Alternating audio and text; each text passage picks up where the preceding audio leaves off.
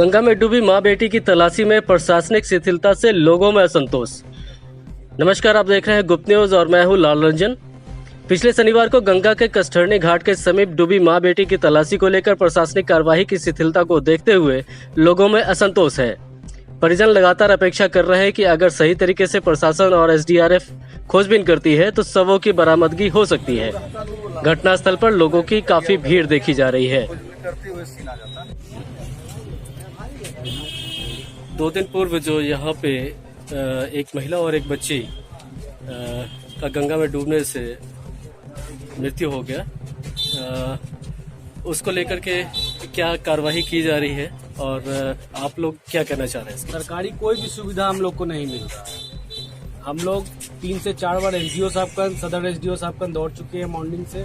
कल शाम से उनको फोन किया जा रहा हम लोगों को कि 6 बजे शाम में मालूम चला था कि ऐसा ऐसा हुआ, क्योंकि यहाँ पर कष्टरनी घाट में उनका जूती और उनका स्टॉल, दुपट्टा वगैरह पाया गया था, जिसकी वजह से उनके बेटे आए, आकर कंफर्म हो गए कि हाँ मेरी ही मम्मी का, मेरी ही सिस्टर का है। उसके बाद हम लोग एसडीओ साहब का फोन लगाए और भी बहुत सारे लोगों को फोन लगाए, कोतवाली गए, हर जगह गए, तो बोला गया कि एनडीआरएफ टीम जो है वो मॉर्निंग में आएगी।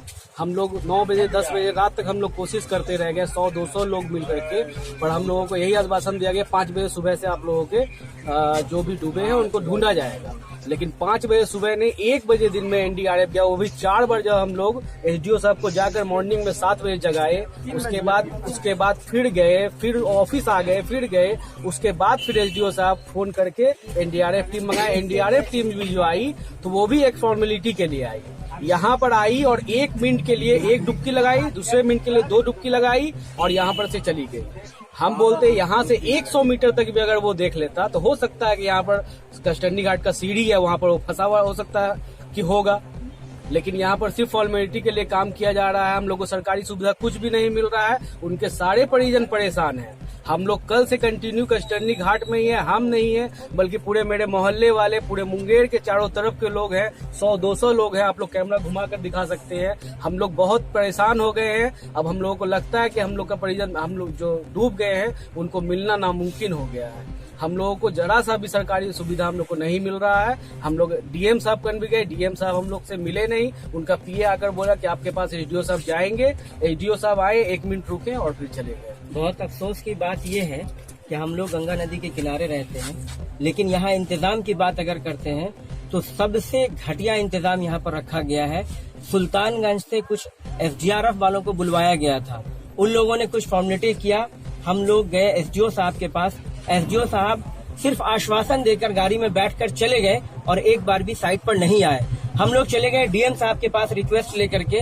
जब डीएम साहब के पास गए तो उन्होंने कहा कि आपदा प्रबंधक और एसडीओ सर दोनों मिलकर जाएंगे साइट पर और अपने से खड़ा होकर वो लोग ढूंढने की कोशिश करेंगे, सर्च करेंगे। जब मैं गया हूँ बबुआ घाट, वो लोग सिर्फ खाना खाने के लिए काफी टाइम लगाया, 3 घंटा। उनसे हमने काफी रिक्वेस्ट किया कि आप लोग जल्द से जल्द कीजिए, नहीं तो शाम हो जाएगा। उन्होंने कहा कि ये मेरा काम है, हम आपको करके देंगे, आप टेंशन ना लो, हम आपको लेकर जाएंगे।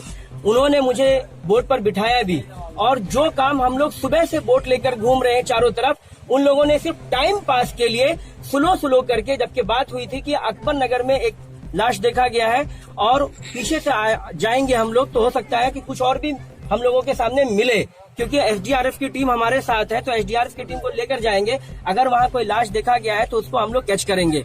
लेकिन इन लोगों ने क्या किया, थोड़ा दूर जाने के बाद, मुझे लगता है कि चंडी स्थान तक पहुंचने के बाद इन लोगों ने वहां पर बिल्कुल स्लो कर दिया और मुझसे कहा कि अब हम आगे नहीं जाएंगे, 5 बजे के बाद काम हम नहीं कर सकते हैं। हमने ये भी कहा कि आपकी गाड़ी स्कॉर्पियो लगी हुई है, आप उसको वहां भेज दीजिए और आप यहाँ से बाय रिवर चलिए। गाड़ी पर रख करके लेके जाना बोट जरूरी तो नहीं है, आप वहां जाइएगा, आप उसी जगह रह जाइएगा, कम से कम सुल्तानगंज तो सर्च कर दीजिए। लेकिन इन लोगों ने सिर्फ और सिर्फ खाना पूर्ति करने का काम किया है और बाकी सर्च करने का कोई काम नहीं किया है। मुंगेर वासियों से मैं रिक्वेस्ट करूंगा कि इसके लिए आप सभी लोग जागरूक होइए, नहीं तो आज हमारी बारी, कल आपकी बारी होगी। आपका नाम? मेरा नाम मोहम्मद मिराज आलम है, मैं मुंगेर का वासी हूँ।